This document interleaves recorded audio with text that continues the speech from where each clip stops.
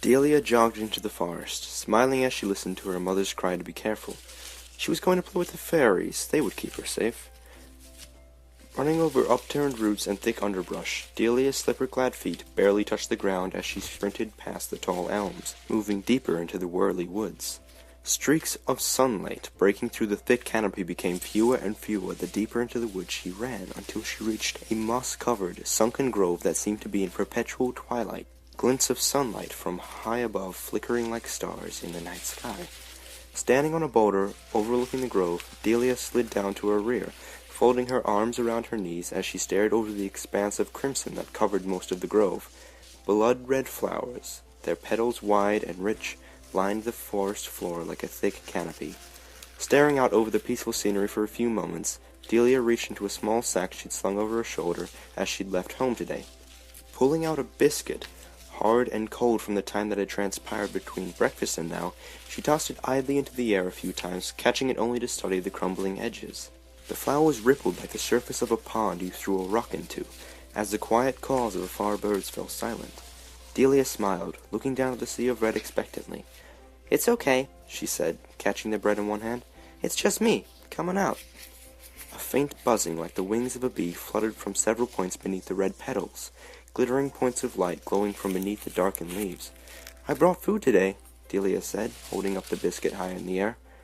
A faint wind blew over the vale, a slight coppery scent filling the air that Delia savored. It smelled so familiar. The shepherd's daughter could never place where she had smelled the lightly sweeted scent before, but the flower's fragrance was something she had smelled before. It was sweet. It was salty. It was something she couldn't put her finger on. A small head breached the bed of the flowers, black and shiny as if moist from morning dew. The head was dominated by one silvery eye and a pair of pointed cat-like ears, devoid of fur. Instead, strands of tar seemed to connect the ears to the head, which stretched and pitched as the ears rotated atop the misshapen head. In the perpetual twilight of the grove, Delia could see dozens of glimmering eyes hiding beneath the flowering red petals watching her. Winding her arm back, Delia pitched the biscuit over the grove, smiling as the tar-like fay buzzed into the air with glistening wings, stretching out 3-fingered hands to catch the biscuit, which was half of its size, mid-air.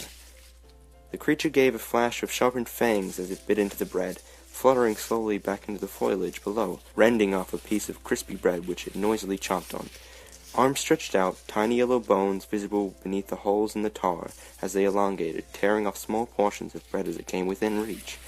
Slowly, the black fairy was engulfed in the sea of crimson once more, the petals parting and flowing around him like the ebb of the tides. Pulling another biscuit from her sack, she broke it in half and hurtled across the grove, giggling as another of the twisted little creatures leapt into the air. She entertained herself for a few minutes, unloading bread into the grove to await maws of ravenous sprites until she came across a strip of cold bacon. Eyeing it carefully, she pulled it out and sniffed it. She could feel eyes roaming over the strip of meat, practically hearing mouths salivating. The sprites were obviously intrigued. "The stories all say you can grant wishes. Is this true?" Delia asked, finally bringing up the subject matter after weeks of visiting the small folk. She'd discovered the vale nearly a month ago, almost falling from a circle of mossy boulders that surrounded it. She dropped her honey treat into the grove while regaining her balance, the lemon bar disappearing like a drop of water into the sea. She'd almost gone after it until she heard the sounds of little creatures eating it just below her. Now, after weeks of feeding them, she wanted to know more about them. "Answer me, or no more food," she threatened, holding the bacon over the lip of the boulder, dangling it enticingly. Angry chatter echoed from beneath the red tide until one lone voice remained. It was thick and heavy, with its words sounding like the bending of wood in a storm. "Food. Wishes for food." "All right," she said, tossing the bacon out lazily, smiling as 3 separate sprites leapt out and tearing into the bacon midair while violently scratching at each other with inch-long talons. She watched the buzzing forms tumble back into the flowers, their wings clacking angrily before she continued. "You know of my family, right?" Hisses and clacks rose from the flowers. The voice finally emerged once again. "Yes." "Good. Then you know we struggle to make ends meet.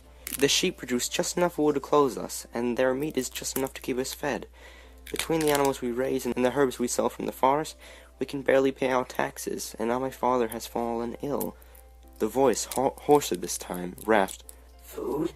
Delia grunted, irritably, and fished out another slice of bacon, holding it above the red field, the wind blowing softly through her hair, carrying the copper-scented pollen with it. The chattering rose in tenor. "I want silver, and gold. Enough to pay for the medicine we need to make my father better.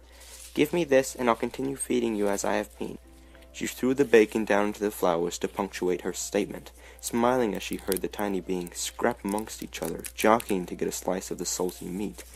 Scraping her slipper along the mossy boulder, Delia looked down to watch the flowers pitch back and forth, rippling chaotically until the meat was gone. The flowers swayed gently from side to side, their wide blossoms waving over the tiny black fairies. "Can you give me what I want?" Delia asked, pulling out her last strip of bacon. Lower a basket, and give us food. You get what you need," the voice clucked, the sound of rustling leaves telling her that her forest friends were moving to and fro beneath the crimson petals. Pulling out the roasted leg of lamb and 3 biscuits, Delia shook her sack empty of crumbs before looking over the edge. "I'll lower my sack, and you just fill it up." Sliding the satchel through her hands, she slowly began to lower it into the crimson sea of flowers below her. Resting on her hands and knees as she did this, she could only marvel at the countless flowers that seemed to move of their own accord, swallowing up her satchel as she lowered it a few feet from where she sat. She felt a few tugs on the material, heard the clattering voices and the clacking wings. The flower's scent was almost overpowering, flooding her senses with coppery odor she could not place. Smiling as the edge of her sack broke the surface of the red petals, her smile grew wider when she caught sight of hundreds of silver coins weighing it down. Hefting it up to her and over the edge of the boulder, she heaved a sigh before laughing.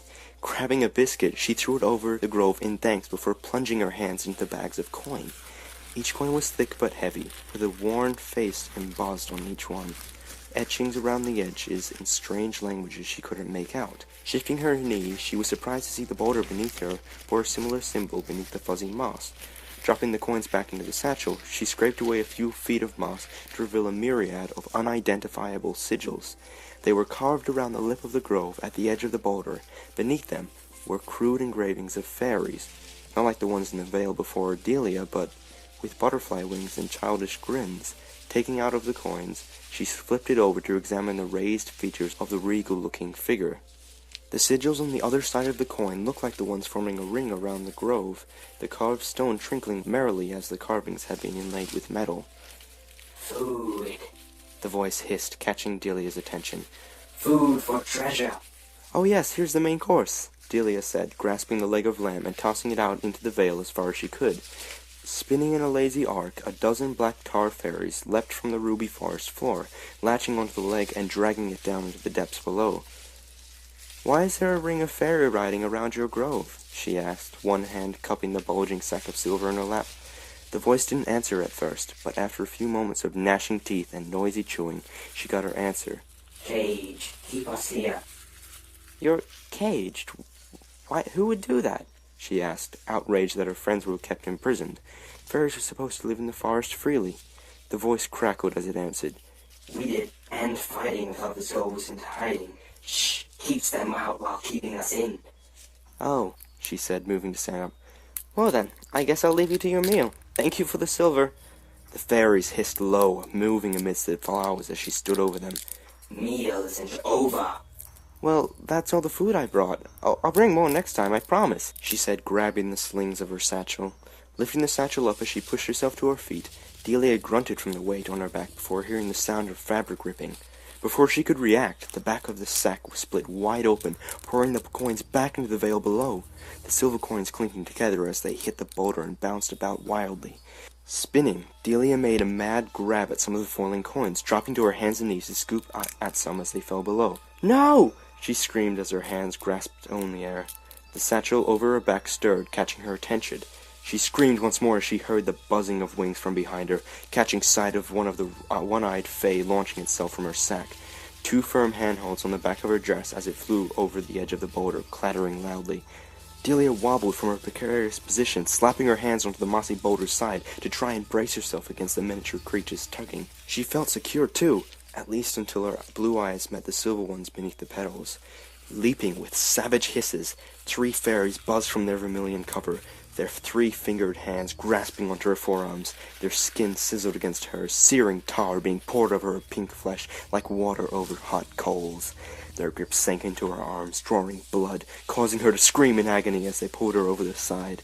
Landing amidst the flowers, Delia quickly found herself overwhelmed by the scolding creatures, each one hissing and clattering the same word.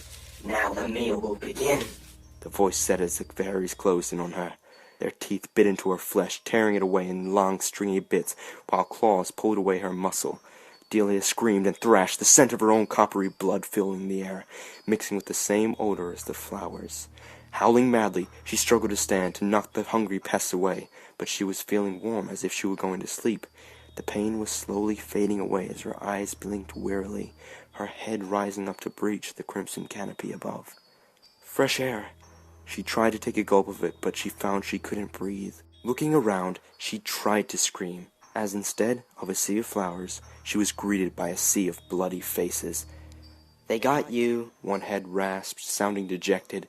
It was that of a young boy that had gone missing a few years ago. "Of course they got her," another head hissed. This one was that of a handsome teen. "They always get us," a few heads said in unison, blinking back tears of blood that were welling at the corners of their eyes. "We'll just have to warn others like we warned her," the boy said, turning on a stalk made of chitinous bones. It cracked and popped as he twisted, snapping as he turned to face Delia. "Now you see the grove for what it is. Hopefully our smell will keep away the next person unlucky enough to stumble by."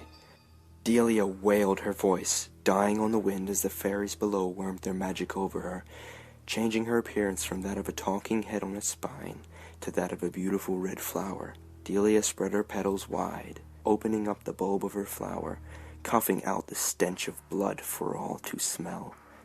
Her blood, which would hopefully warn away the next child to stumble by the crimson grove.